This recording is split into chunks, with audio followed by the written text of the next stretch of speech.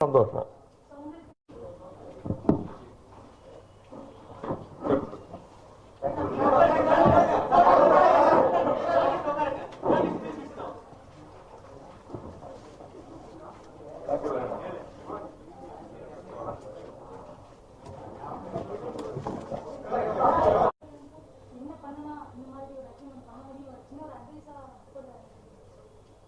அதாவது இதே ஆழ்வார்பேட்டையில என்ன அடையாளம் தெரியாம திரும்பி பார்க்காம இந்த தெருவில் நடந்திருக்கேன். இதே இடத்துல உட்காந்துட்டு மோட்டு விலையை பார்த்துட்டு எதிர்காலம் எப்படி இருக்குமோ என்று ஏங்கி இருக்கிறேன். இருக்கும் என்று சிலர் சொன்னார்கள். கண்டிப்பா கஷ்டம், நீ படிப்பையும் விட்டுட்டு அப்பாட்ட சொல்லி மாடுவாவது வாங்கி தரேன், மாடு மேய்க்கவாது போங்க நீங்கன்னு சொன்னவங்களும் இருக்காங்க. என் குடும்பத்திலேயே சொன்னவர்கள் இருக்கிறார்கள். எங்க அம்மாவே சொல்லியிருக்காங்க, எங்க அப்பா சொல்லியிருக்காங்க, ஒண்ணு படி இல்லைன்னா மாடுதான், மாடு மேய்க்கத்தான் கொண்டு போவாங்க. டெய்ரி ஃபார்ம், அசிங்கமா சொல்றேன்னு நினைக்காத, அதுவும் தொழில் தான் ஏதாவது அப்படின்னு சொன்ன காலகட்டங்கள்லாம் உண்டு. அதிலிருந்து இவ்வளவு தூரம் வந்திருக்கிறேன் என்பது முக்கிய காரணம் நான் பயின்ற இடங்கள். நான் பயின்றதுன்னு கூட சொல்ல மாட்டேன், நான் பயின்ற இடங்கள். எங்க பயில்கிறோம் என்பது மிகவும் முக்கியமானது. நான் பயின்ற இடங்கள் ஒவ்வொரு இடத்திலும் நான் பயில போனதும் ஒவ்வொரு பத்மபூஷனுக்கு நிகரானது. அப்ப எனக்கு தெரியல, இப்ப இதெல்லாம் கிடைக்கும் போது தெரியுது. ஒவ்வொரு முறையுமே எனக்கு பெரும் பட்டம் அங்கே கிடைத்திருக்கிறது. சண்முகநாச்சி கிட்ட போன போதும் சரி, பாலச்சந்திர அவர்களிடம் போன போதும் சரி, திரு பாலமுரளி கிருஷ்ணா அவர்களிடம் கற்க போனதெல்லாம் ஒவ்வொரு பெரும் வாய்ப்பு, அரிய வாய்ப்பு. அந்த வாய்ப்புகளை எல்லாம் பெற்றுக்கொண்டுதான் இந்த இடத்துக்கு வந்திருக்கிறேன். இருக்கு, அப்படிதான் நானும் நினைச்சிட்டு இருக்கேன்.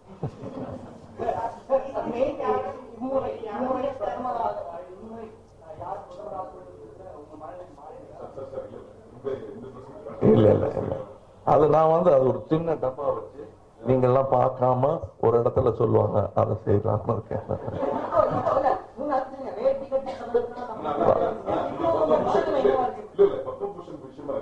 என்னுடைய விஷயம். இன்னொரு மீட்டிங் இங்க வைக்கணும்னு ஆசைப்படுறீங்களா? அது சும்மா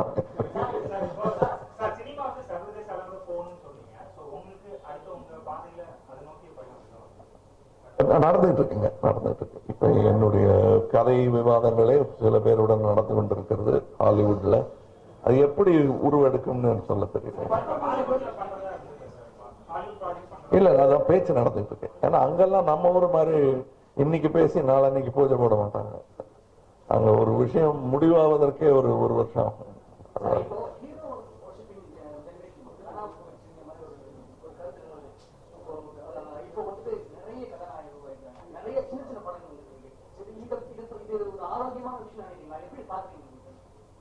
இது ஆரோக்கியம் இல்லை என்று நான் நினைத்தால் கமலஹாசனும் ரஜினிகாந்தும் நுழைஞ்சிருக்கவே முடியாது.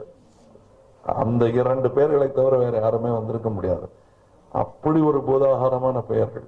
அப்படி இருந்த போதும் ரசிகர்களின் மனது விசாலமான வீடு, அதில் பல அனாதைகள் குடியேறலாம்.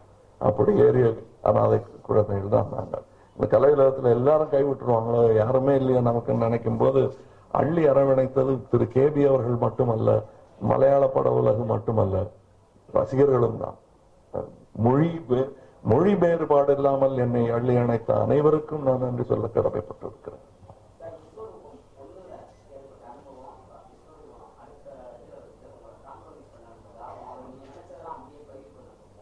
பல விஷயங்களில் காம்ப்ரமைஸ் என்பது நான் செய்வது மனித நேயம் கருதி மட்டும்தான், மிரண்டு செய்தது இல்லை.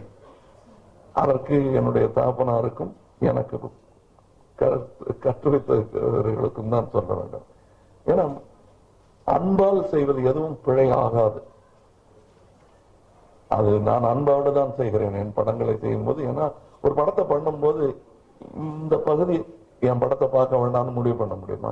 இல்ல இந்த பத்திரிகையாளர்களுக்கு நல்ல பதில் சொல்ல வேண்டும் இருந்தால் பரவாயில்லை, இந்த பக்கத்துக்கு நல்ல பதில் சொன்னா போதும்னு நான் நினைக்கலாமா? ஒரு பிரஸ் மீட் கூப்பிடும் போது எல்லாரும் சந்தோஷமா போகணுங்கிறது தானே என்னுடைய எண்ணம். அதுதான் ரசிகர்களை பொறுத்தவரையிலும். ஒரு இனம் எனக்கு தேவையில்லை என்றும், இவங்க மைனாரிட்டி தானே இவங்க வேணாம்னு சொல்ல முடியாது. எங்களுக்கு எல்லாரும் வேணும். இன்னும் வேற யாராவது மக்கள் இருந்தால் தேடி போய் பிடித்து அவர்களிடம் கதை சொல்லுவதுதான் ஒரு நல்ல கதைக்களம் தெரிந்தவரின் வேலை.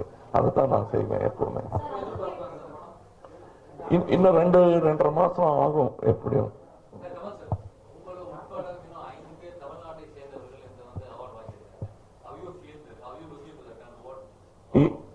தெரியுதா தமிழ்நாடு எவ்வளவு பெரிய ஊர்னு சொல்லணும் போல் இருக்கு. அவ்வளவுதான்.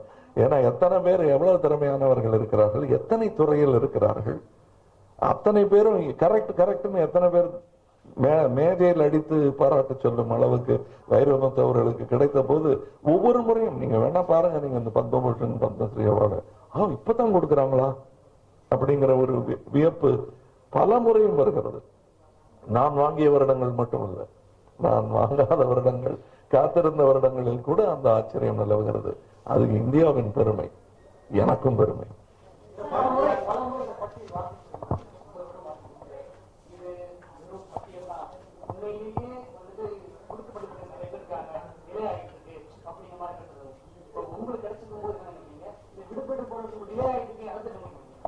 அதாவது ஒண்ணு மேட்ரிமோனியல் காலம்னு ஒண்ணு உண்டு.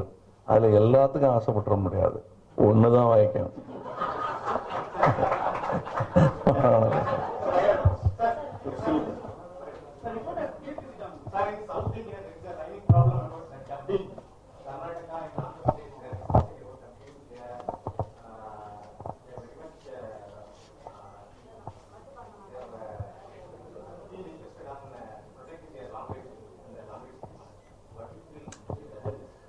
See, partially it's right, partially it's see, protectionism is not going to save an industry. At the same time, not protecting it will also end up, I'm not able to get a proper answer because I have benefits both ways. I am not going to be worried if either Andhra or Karnataka bans dubbing. I will still come to Andhra and work.